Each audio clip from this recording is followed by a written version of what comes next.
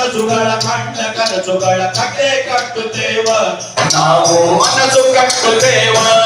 ಸತೀಶ್ ಕುಲಕರ್ಣಿ ಅವರ 10 ನಾಟಕಗಳು ಮತ್ತೆ ಸಹಜ ಕವಿ ಸತೀಶ್ ಕುಲಕರ್ಣಿಯ ಸುಮಾರು ಕೃತಿಗಳನ್ನ ನಾವು ಅಧ್ಯಯನಕ್ಕೆ ಒಳಪಡಿಸ್ತಾ ಇದ್ದಾಗ ಅವರ ಕಾವ್ಯ ಜಗತ್ತು ಮತ್ತೆ ಅವರ ಹೋರಾಟ ಸಂಘಟನೆ ಎಷ್ಟು ವಿಸ್ತಾರವಾಗಿದೆ. ಇನ್ನೂ ಕೂಡ ಅಪ್ರಕಟಿತ ಸಾಹಿತ್ಯ ಇನ್ನೂ ಒಂದು PhD ಮಹಾಪ್ರಬಂಧವನ್ನು ಮಾಡಷ್ಟು ವಸ್ತು ವಿಷಯ ಇದೆ. ಬಂಡಾಯ ಸಾಹಿತಿಗಳಾಗಿ ಅವರ ಹಲವಾರು ಒಂದು ವಿಭಿನ್ನ ನೆಲೆಗಳನ್ನ ಕಾವ್ಯ ಮತ್ತು ಬೀದಿ ನಾಟಕ, ರಂಗನಾಟಕ ಮತ್ತು ಬಂಡಾಯ ಸಂಘಟನೆ ಮತ್ತೆ ಹೋರಾಟ ಅವರ ಬದುಕುಗಳನ್ನ ವಿವಿಧ ಒಂದು ಭಾಗಗಳನ್ನಾಗಿ ನಾನು ಮಾಡಿಕೊಂಡು ಒಂದು PhD ಮಹಾಪ್ರಬಂಧವನ್ನ ನಾನು ಮೈಸೂರು ವಿಶ್ವವಿದ್ಯಾಲಯಕ್ಕೆ ಸಲ್ಲಿಸಿ ಇವತ್ತು ನಿಮ್ಮ ಮುಂದೆ ನಿಂತಿದ್ದೀನಿ. ನಾಟಕಗಳನ್ನ ಬರೆಯೋದಕ್ಕೆ ಪ್ರಾರಂಭ ಮಾಡಿದ್ರು. ನಟನೆ, ನಿರ್ದೇಶನ, ನಾಟಕದ ರಚನೆ ಹೀಗೆ ಸೇವೆ ಮುಂದುವರಿಸ್ತಾ ನಂತರ ಸಂಘಟನೆಯಲ್ಲೂ ತೊಡಗಿಸ್ಕೊಂಡ್ರು. ಆದರೆ ಈ ಎಲ್ಲ ಆಯಾಮಗಳಲ್ಲೂ ದಿ ಬೆಸ್ಟ್ ಏನು ಅಚೀವ್ ಮಾಡಬೇಕೋ ಅದನ್ನು ಮಾಡಿ ತೋರಿಸಿ ನಮ್ಮೆಲ್ಲರಿಗೂ ಇವತ್ತು ಮಾದರಿಯಾಗಿದ್ದಾರೆ. ನಟನೆಯಲ್ಲಿಯೂ ಅವರಾಗಲೇ ಹೇಳಿದಾಗೆ ಅಷ್ಟು ಪಕ್ವತೆಯನ್ನು ತೋರಿಸಿದ್ರು. ನಿರ್ದೇಶನದಲ್ಲೂ ಅನೇಕ ರಾಜ್ಯ ಮಟ್ಟದ ಪ್ರಶಸ್ತಿಯನ್ನು 80ರ ದಶಕದಲ್ಲೇ 90ರ ದಶಕದಲ್ಲೇ ಪಡ್ಕೊಂಡಂತಹ ವ್ಯಕ್ತಿ. ಅಷ್ಟೇ ಅಲ್ಲ, ಸಂಘಟನೆಯಲ್ಲಿ ಅವ್ರು ಹೇಳಿದಂಗೆ ಸ್ನೇಹಜೀವಿ ಮನೆ ಮನೆಗೆ ಹೋಗಿ ಅವರು ಆ ಸ್ನೇಹದ ಕೊಂಡಿಯನ್ನು ಬೆಸೆಯೋದನ್ನು ಆಗಲೇ ಮಾತಿನಲ್ಲಿ ಹೇಳ್ತಾ ಇದ್ರು. ಸಂಘಟನೆಗೆ ಅದು ಮುಖ್ಯವಾಗಿ ಬೇಕಾದಂತಹ ಒಂದು ಅಸ್ತ್ರ. ಅದನ್ನೆಲ್ಲ ಬಳಸ್ಕೊಂಡು ಸಂಘಟನೆಯಲ್ಲೂ ಕೂಡ ಅತ್ಯುನ್ನತವಾದದನ್ನು ಸಾಧಿಸಿದಂಥವ್ರು. ಹೀಗೆ ಅವರ ನಿರಂತರವಾದ ರಂಗ ಚಟುವಟಿಕೆ ನಮ್ಮೆಲ್ಲರಿಗೂ ಆದರ್ಶಪ್ರಾಯವಾಗಿದೆ. ಬೇರೆ ಬೇರೆ ದೇಶದ ನಾಟಕಗಳು ಬಂದು ಅಲ್ಲಿ ಪ್ರದರ್ಶನ ಮಾಡ್ತಾ ಇತ್ತು. ಅಲ್ಲಿ ಕರ್ನಾಟಕದ ಕನ್ನಡದ ಒಂದು ನಾಟಕ ಪ್ರದರ್ಶನ ಆಯಿತು. ಅದು ಹಾವೇರಿ ಜಿಲ್ಲೆಯ ಹಾನಗಲ್ ತಾಲೂಕಿನ ಶೇಷಗಿರಿ ತಂಡ ಮಾಡಿದಂತಹ ಚಾಮುಂಡರಾಯ ನಾಟಕ ಅಲ್ಲಿ ಪ್ರದರ್ಶನ ಆಯಿತು. ಆಗ ನಾನು ಅಂದ್ರೆ ಕೇಳ್ತಾನೆ ಇರ್ತೀನಿ, ನಮ್ಮ ತಂಡದ ಮುಖ್ಯಸ್ಥರಾದಂತಹ ಪ್ರಭು ಸರ್ಗೆ ಕೇಳ್ತಾ ಇರ್ತೀನಿ, ಇಷ್ಟೆಲ್ಲ ಒಂದು ಕುಗ್ರಾಮದಲ್ಲಿ ಒಂದು ಹಳ್ಳಿ ಶೇಷಗಿರಿ, ಅಲ್ಲಿ ನೀವು ಈ ತಂಡವನ್ನ ಕಟ್ಟೋದಕ್ಕೆ ಹೇಗೆ ಸಾಧ್ಯ ಆಯಿತು ಅಂತಂದಾಗ ಅವರು ಬಹಳ ಚೆನ್ನಾಗಿ ಹೇಳ್ತಾ ಇದ್ರು. ಶೇಷಗಿರಿ ತಂಡ ಅದಾಗಲೇ ಹುಟ್ಟಿ ಅಂಬೆಗಾಲಿಡ್ತಾ ಇರುವಂತಹ ಸಮಯ. ಆ ಸಂದರ್ಭದಲ್ಲಿ ಸತೀಶ್ ಕುಲಕರ್ಣಿ ಸರ್ ಅಂತವರು ಬಂದು ಕೈ ಹಿಡಿದು ತಂಡ ಮುಂದೆ ಹೇಗೆ ನಡ್ಕೊಂಡು ಹೋಗ್ಬೇಕು ಅಂತ ದಾರಿಯನ್ನು ತೋರಿಸಿದ್ದಾರೆ. ಅಂತಹ ಹಿರಿಯರ ಮಾರ್ಗದರ್ಶನ ಇರೋದ್ರಿಂದನೇ ಇವತ್ತು ಇಷ್ಟು ದೊಡ್ಡ ಸಾಧನೆಯನ್ನ ಮಾಡೋದಕ್ಕೆ ಸಾಧ್ಯ ಆಯಿತು ಅಂತ ಹೇಳಿ ನಮ್ಮ ಪ್ರಭು ಸರ್ ಯಾವತ್ತೂ ಅವರನ್ನ ನೆನೆಸ್ತಾ ಇರ್ತಾರೆ. ಸತೀಶ್ ಅವರಲ್ಲಿ ನಿರ್ದೇಶನ ಮಾಡಿದ್ರು, ಅದನ್ನ ನಟನೆಯನ್ನು ಮಾಡಿ ಇವತ್ತಿನ ಹುಬ್ಬಳ್ಳಿಯಲ್ಲಿ ಆಗ್ಲಿ, ಶಿವಮೊಗ್ಗದಲ್ಲಾಗ್ಲಿ ಅಥವಾ ಬೆಂಗಳೂರಲ್ಲಾಗ್ಲಿ ಪ್ರಶಸ್ತಿನ ತಂದಂತ ಕಲಾ ತಂಡ ಅದು ಹಾವೇರಿ KV ಕಲಾ ತಂಡ ಅನ್ನೋದು ನಾನು ಇವತ್ತಿನ ದಿನ ಬಹಳಷ್ಟು ಹೆಮ್ಮೆಯಿಂದ ಹೇಳ್ಕೊಳ್ಳಿಕ್ಕೆ ಇಷ್ಟ. ನಮ್ಮ ಸತೀಶ್ ಅವ್ರ ಹತ್ರ ಯಾವುದೇ ಒಂದು ರಾಜಕೀಯ ನಾನು ಕಾಣಿಲ್ಲ. ಇದು ಯಾವುದೇ ಒಂದು ಪಕ್ಷಕ್ಕಾಗಲಿ, ಯಾವುದೇ ಒಂದು ಮತ್ತೊಂದು ಗ್ರೂಪಿಗಾಗಲಿ ಗುರುತಿಸ್ಕೊಳ್ಳದಂತ ವ್ಯಕ್ತಿ ನಮ್ಮ ಸತೀಶ್ ಅವರು. ಸತೀಶ್ ಅಂತ ಒಬ್ಬ ಇಂಥ ಜನಪ್ರೀತಿಯನ್ನ ಪಡೆದಂತ, ಜನರ ಅಭಿಮಾನವನ್ನು ಪಡೆದಂತ, ಜನರ ಒಂದು ಅಕ್ಕರೆಯನ್ನು ಪಡೆದಂತ ಕವಿ ಅಂದ್ರೆ ಅದು ಜನಬೀದಿಯ ಬೀದಿ ಕವಿ ಅಂತ. ಬೀದಿ ಕವಿ ಅಂತಂದ್ರೆ ಅಷ್ಟು ನೆಲದ ಕವಿ. ಮೂರ್ತಿಗಾಗಿ ಮುಗಿದ ಕೈಯು ಗುಡಿಗೆ ಸಲ್ಲುವಂತೆ ಎರಡೂ ಒಂದೇ ಎಂಬಂತೆ. ಅಂದ್ರೆ ನಾವು ದೇವಸ್ಥಾನಕ್ಕೆ ಹೋದಾಗ ಅದು ಕೈ ಮುಗಿದ ದೇವರಿಗೆ ಅದು ಆ ಇಡೀ ಆವರಣಕ್ಕೆ ಸಲ್ತದೆ. ಆಮೇಲೆ ಆ ಇಡೀ ಮೂರ್ತಿಗೆ ಕೂಡ ಸಲ್ತದೆ. ನೆಲದಾಗ ಗಿಡ ಚೆಲುವ, ಮಾವಿನ ಗಿಡ ಚೆಲುವ, ಹಕ್ಕಿ ಪಕ್ಕ್ಯಾಗ ಗಿಣಿ ಚೆಲುವ. ಹಕ್ಕಿ ಪಕ್ಷಿಯೊಳಗ ಗಿಣಿ ಎಷ್ಟು ಕಾಣ್ತದ. ಹಕ್ಕಿ ಪಕ್ಕ್ಯಾಗ ಗಿಣಿ ಚೆಲುವ, ಮ್ಯಾಲಿನ ಚಿಕ್ಕಾಗ ಚೆಲುವ ಚಂದ್ರ. ಮ್ಯಾಲಿನ ಎಷ್ಟೋ ನಕ್ಷತ್ರಗಳು ಇರ್ಬೋದು, ಲಕ್ಷಾಂತರ ನಕ್ಷತ್ರ ಇದಾವೆ, ಬಹಳ ಶಕ್ತಿವಂತ ನಕ್ಷತ್ರಗಳು ಇರ್ಬಹುದು. ಆದ್ರೆ ಆ ಚಂದ್ರಮ್ಮ ಎಷ್ಟು ಚಂದ ಕಾಣ್ತಲ್ಲ, ಹಂಗ ನಮ್ಮ ಕವಿಗಳ ಸಾಲಿನಲ್ಲಿ ಸತೀಶ್ ಕುಲಕರ್ಣಿ ಅನ್ನುವಂಥ ಚಂದ್ರಮ್ಮ ಇದ್ದಾವೆ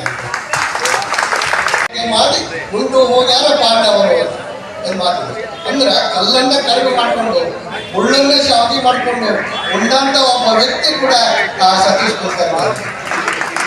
ಹಾಗಾಗಿ ಅಂಥ ಒಬ್ಬ ಕವಿ ಇದ್ದಾರಲ್ಲ, ಆ ಕವಿ ಏನೆಲ್ಲ ಸಾಧಿಸಬಹುದು. ನಿದ್ದೆಗಣ್ಣ ನಡುರಾತ್ರಿ ನಿಬ್ಬರದಂತೆ ನಡೆದು ಹೋದಳು, ಸಾಲು ಸಾಲು ಕುರುಡು ಸಂವತ್ಸರಗಳ ನೀಡಿ ಹೋದಳು ಒಬ್ಬನೇ ಕವಿ.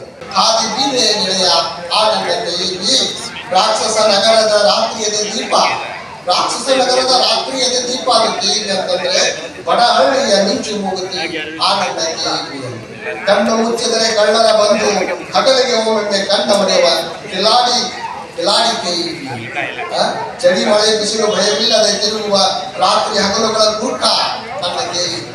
ನೋಡಿ ನನ್ನ ಗುರ್ಕ ಏನು ಕೆಲಸ ಮಾಡ್ತಾರೆ ಆ ರೀತಿ ನನ್ನ ಕೇವಿ ಕೆಲಸ ಮಾಡಿದೆ ಮಾಡ್ತಾ ಬಂದಿದೆ ಅನ್ನೋದನ್ನು ಕೂಡ ಆ ಸತೀಶ್ ಕುಲಕರ್ಣಿ ಅವರು ಹೇಳಿದ್ದಾರೆ. ಅಭಿನಂದನೆ, ನಮಸ್ಕಾರ. ಸ್ಟ್ರೀಟ್ ಲೈಟ್ ಹಾಕ್ತಿದ್ದ, ರಸ್ತೆ ದೀಪ ಹಾಕ್ತಿದ್ದ. ಆಮೇಲೆ ಸಂಜೆ ಮುಂದೆ ಅಷ್ಟೇ ಈಗೆಲ್ಲ ಟೆಕ್ನಾಲಜಿ ಬಂದಿದೆ.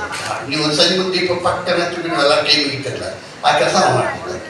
ಹಾದಿ ಹೆಣವಾದ ಬೀದಿ ದೀಪಗಳ ದೊರೆ, ಹಾದಿ ಹೆಣವಾದ ಬೀದಿ ದೀಪಗಳ ದೊರೆ, ಬೆಳಕು ನೀ ಕೊಟ್ಟು ಕತ್ತಲೆಯ ಸೇರಿದೆ. ಬಹಳ ಅದ್ಭುತವಾದ ಓಡಿ ಹೋದವ ಅಂತ ಒಂದು ಪುಸ್ತಕ ಇದ್ದಾರೆ. ಅದಕ್ಕೆ ನಾವು ಓಡಿ ಬಂದವ ಅಂತ ಕರ್ಕೊಂಡು ಓಡಿ ಬಂದ ಅಂತ ನಾವು ಜಾಸ್ತಿ ಓಡಿ ಬಂದವ ಅಂತ ಭಾಳ ವಿಕೀಲರಾದಂಥ ಒಂದು ಬರವಣಿಗೆ ಇದೆ. ಎಷ್ಟು ವೃದ್ಧಿ ಆಗ್ತದೆ ಅವ್ರ ಆಕಾಶವಾಣಿ ಭಾಳ ಮಂದಿ ಕೇಳಿರ್ತಾರೆ, ಗೊತ್ತಿಲ್ಲ. ಭಾಳ ಮಂದಿ ನಾಮಂತ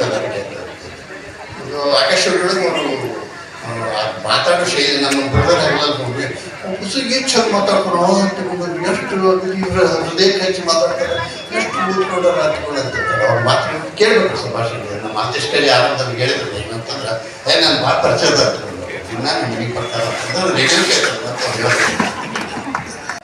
ಸರ್ ನೀವಾಗ ಕುಡಿದಿರಿ ಬಳ್ಳಾರಿ ಪ್ರತಿಭಟನೆಗೆ ಹೋದಾಗ ಬೆಂಗಳೂರು ಟು ಬಳ್ಳಾರಿ ಪಾದಯಾತ್ರೆ ಮಾಡ್ಬೇಕಾದ್ರೆ ಕಟ್ಟತ್ತೇವೆ ನಾವು ಕಟ್ಟತ್ತೇವೆ ಹಾಡು ಎಲ್ಲರೂ ಅನ್ಬೇಕಾದ್ರೆ ನೀವು ಹೆಜ್ಜೆ ಹಾಕಿದ್ದೀರಿ. ಅವಾಗ ಮುಖ್ಯಮಂತ್ರಿ ಇಲ್ಲೆಲ್ಲಾರ ನೀವು ಹೆಜ್ಜೆ ಹಾಕಿರ್ತಾರೆ, ನೀವು ಹೆಜ್ಜೆ ಹಾಕಿದ್ರೆ ಹಾಡು ಇವತ್ತು ಅವಾರ್ಡ್ ಕೊಡಬೇಕು. ಓ ಲೆಟ್ ಇಸ್ ಗುಡ್ ಅಂತೀವಿ. ಕವಿಯಿಂದ ತಪ್ಪಿಸಿಕೊಂಡ ಕಾವ್ಯ ಕವಿತೆ ಅಂತ ಚಂದ್ರಶೇಖರ್ ನಂಗೆ ಬರ್ತಾರೆ. ಎಲ್ಲರ ಕವಿಗಳು ತಮ್ಮ ಹಾಳೆಗಳನ್ನ ಪುಸ್ತಕ ಇಟ್ಕೊಂಡಿರ್ತಾರೆ. ಆದ್ರೆ ಕವಿಯಿಂದ ಯಾರು ತಪ್ಪಿಸ್ಕೊಂಡು ಹೋಗಿರ್ತಾರೆ ಅದು ಕಟ್ಟತ್ತೇವೆ ನಾವು ಕಟ್ಟತ್ತೇವೆ ಅಂತ ಅದು ಆ ಥರ ಆಕಾಶವಾಣಿಯಿಂದ ಅನ್ಸ್ತದೆ. ಫಸ್ಟ್ ಟೈಮ್ ಅದು ರೀಚ್ ಆಗುತ್ತೆ. ಬಟ್ ಇನ್ನೂ ಅದಕ್ಕೆ ಟ್ಯೂನಿಂಗು ಆಮೇಲೆ ಶಬ್ದಗಳು ಫಿನಿಶಿಂಗ್ ಆಗಬೇಕು. ಹಾವೇರಿ ನನಗೆ ಬಹಳಷ್ಟು ಪ್ರೀತಿಯನ್ನು ಕೊಟ್ಟಿದ್ದಾರೆ. ಇಲ್ಲಿ ಬಂದಾಗ ಇಲ್ಲಿ ಪ್ರತಿಯೊಬ್ಬರು ಕೂಡ ಎಲ್ಲರೂ ನಿಮ್ಮ ಹೆಸರು ನಮ್ಮ ಹೃದಯದಲ್ಲಿದೆ ಅಂತ ಈಗ ಹೊಸ ಸ್ಟೈಲ್ಸ್ ಇದೆ.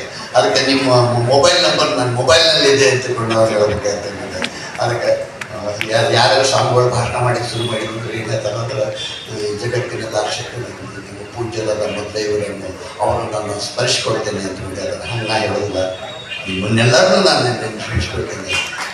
ಎಲ್ಲರೂ ನನ್ನ ಸಾಹಿತ್ಯಿಕರ ಎಲ್ಲ ಕಲಾವಿದರು ಪ್ರತಿಯೊಬ್ಬರನ್ನು ಕೂಡ ನಾನು ನೆನೆಸ್ಕೊಳ್ತೇನೆ.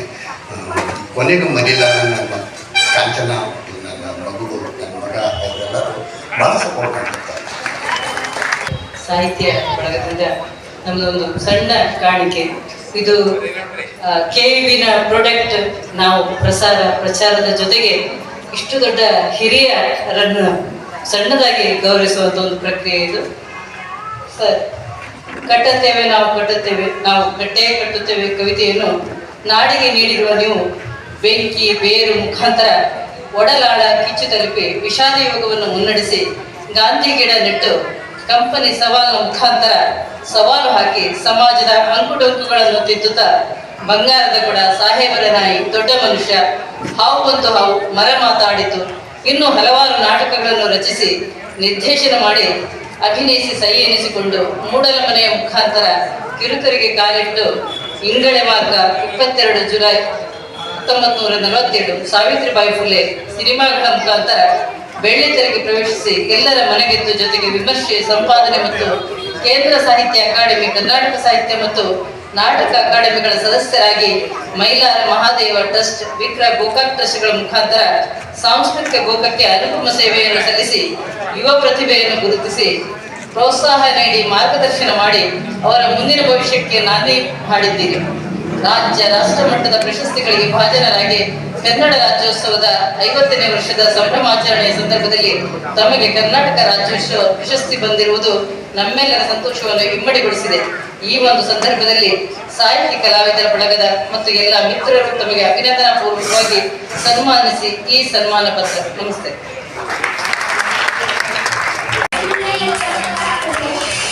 ಜೋರದ ಚಪ್ಪಾಳೆಗಳಲ್ಲಿ ನಮ್ಮ ಪ್ರೀತಿಯ ನಮ್ಮ